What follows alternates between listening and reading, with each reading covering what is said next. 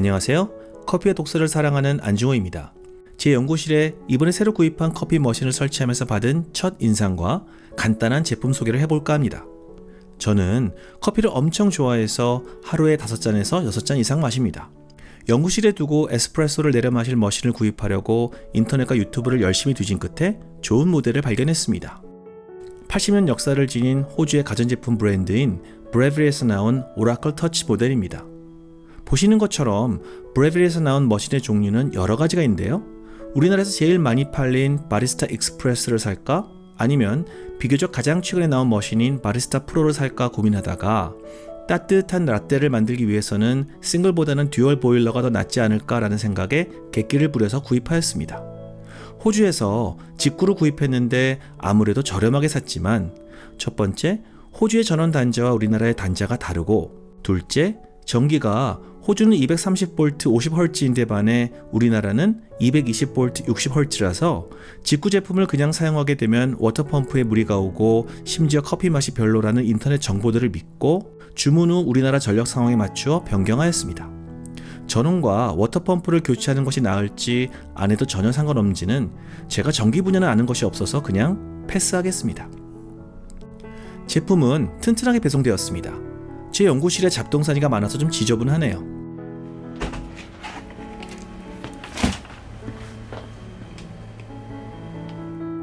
상자의 뚜껑을 열면 물 정화용 워터필터와 홀더가 있고 액세서리 박스를 열어보면 너크박스, 스팀 피처, 그리고 부품 교체 및 수선용 공구가 있고 58mm 포터필터 바스켓이 나옵니다. 오, 이거 꽤 무거운데? 원래 쓰던 바스켓보다 묵직하네요. 그리고 한 컵 필터 바스켓이 들어있습니다.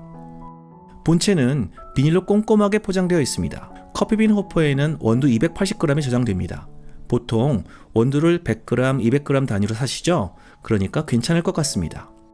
본체가 13kg인데 워터탱크가 2.5L, 커피빈, 포터필터 포함하면 대략 16kg 정도 할 것 같습니다. 브레벨 에스프레소 머신의 특징은 워터탱크를 빼서 물을 넣을 필요가 없이 본체 앞 상단의 뚜껑을 열어서 물을 보충할 수 있습니다. 혹시나 우유를 넣는 사람이 있을까봐 안 된다고 적혀 있네요. 그리고 커피빈 허퍼를 장착하고 고정을 합니다. 워낙 커피 그라인더를 따로 사용하는 것이 더 낫다고 하는데 저처럼 간단히 에스프레소 마시고 싶은 사람 입장에서는 전원도 추가되고 기기도 따로 놓는 것보다 한꺼번에 있는 것이 편합니다.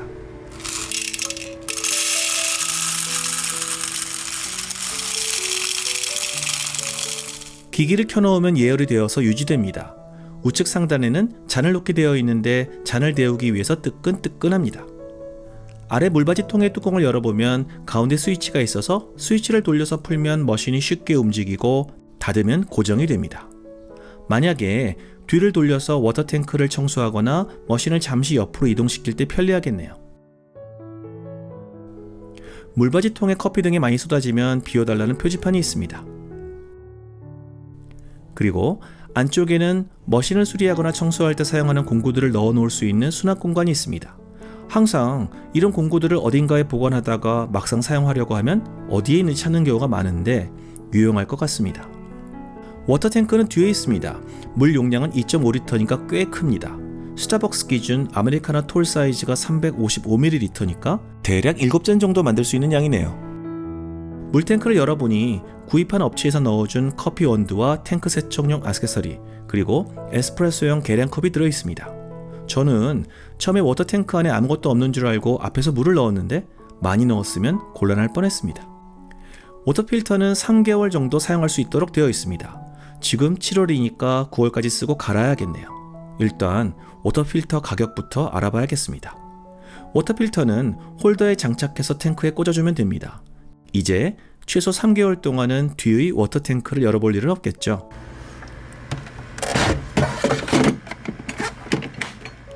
다시 앞에 뚜껑을 열어서 본격적으로 물을 넣고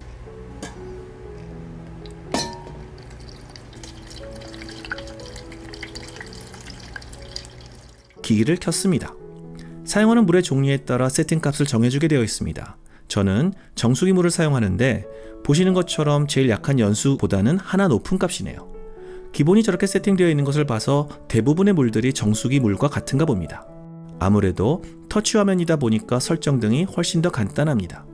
기기의 앞에는 저렇게 워터탱크의 물의 양이 어느 정도인지 알 수 있게 되어 있습니다. 일일이 기기를 돌려서 워터탱크의 양을 확인할 필요가 없겠네요. 다시 화면을 터치해서 여러가지 설정값을 세팅합니다. 저는 우선 날짜를 입력했는데 매일 아침 기기가 자동으로 전원이 들어오는 시간과 자동으로 꺼지는 설정, 물과 우유의 가열 온도, 원두의 분쇄 정도 등등을 설정할 수 있으며 디스케일링 세척 과정도 터치스크린에서 조정할 수 있습니다. 아예 초기 설정으로 갈 수도 있고요. 스마트폰에 익숙하기 때문에 아무래도 버튼이 여러가지 있는 것보다는 편리합니다. 화면에서 보시는 것처럼 에스프레소, 롱블랙, 호주에서는 아메리카노를 롱블랙이라고 합니다. 라떼, 카푸치노 등이 미리 설정되어 있는 커피 메뉴가 있고 사용자가 원하면 추가로 자신만의 새로운 커피 레시피를 저장할 수 있습니다. 오라커 시리즈의 가장 큰 특징이 커피빈을 그라인딩하면서 자동으로 탬핑해 주는 것입니다. 사실 에스프레소는 탬핑을 어떻게 하느냐에 따라서도 미묘하게 맛이 차이가 난다고 하죠. 설정창을 뒤지면서 오토 탬핑 기능을 끌 수 있는지 알아봤는데 현재까지로서는 불가능한 듯합니다. 기기가 탬핑을 저보다 워낙 잘해주는데 굳이 탬핑 기능을 일부러 끌 필요는 없을 것 같기도 합니다. 지금부터는 기기를 켜고 에스프레소를 내려보겠습니다. 기기를 켜면 브레빌 로고와 함께 기기가 시작되고 물 끓는 소리가 들립니다. 전원이 연결되어 있는 상태에서 기본적으로 72도에서 3도 정도로 유지가 되고 있는 것 같습니다. 커피를 추출할 때는 여기서 본격적으로 온도가 올라가고요. 생각보다 엄청 온도가 빨리 올라가지는 않습니다. 왼쪽부터 커피 분쇄 정도 기본값이 30인데 제가 임의로 조정하고 설정값을 저장할 수 있습니다. 가운데는 커피 추출용 물 온도, 그리고 오른쪽은 우유 스팀용 온도입니다. 듀얼 보일러이기 때문에 각각의 온도를 따로 세팅하여 동시에 사용할 수도 있습니다. 물의 커피 추출 온도와 우유의 스팀 온도가 다르죠? 제가 이 모델을 선택한 이유도 듀얼 보일러이기 때문에 물과 우유 각각의 가열 온도를 정할 수 있어서입니다. 예를 들어 커피를 추출하고 나서 우유를 스티밍할 때 보일러 온도를 변화시키기 위해서 기다릴 필요가 없다는 의미입니다. 저같이 게으르고 성격 급한 사람에게 필요한 기능이네요. 자, 이제 공장 설정 값인 93도에 도달하면 커피를 추출할 수 있는 준비가 되었다고 레디 신호가 들어옵니다. 포터필터 바스켓을 왼쪽에 위치하고 그라인딩 버튼을 터치하거나 바스켓을 오른쪽으로 약간 돌려주면 본격적인 커피 분쇄가 시작됩니다.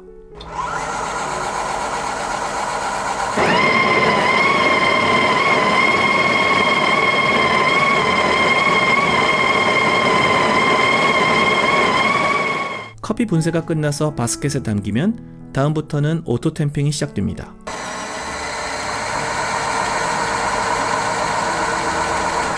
탬핑 소리가 들리죠?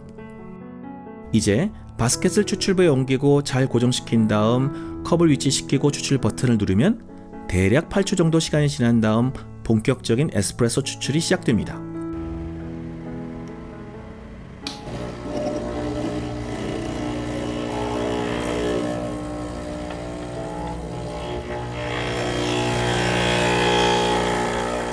보시는 것처럼 탬핑이 워낙 잘 되어 양측 컵에 추출된 에스프레소 양이 동일한 것이 보이죠? 일단 제품에 대한 제 첫인상은 매우 좋습니다. 이제 어떻게 하면 돈 들인 것 아깝지 않게 좋은 커피를 추출할지 이리저리 세팅값 바꿔가며 조절해야겠습니다. 이 동영상이 브레빌 머신을 구입하려는 분들께 작은 도움이 되었으면 좋겠습니다. 감사합니다. 건강하고 즐거운 하루 되세요.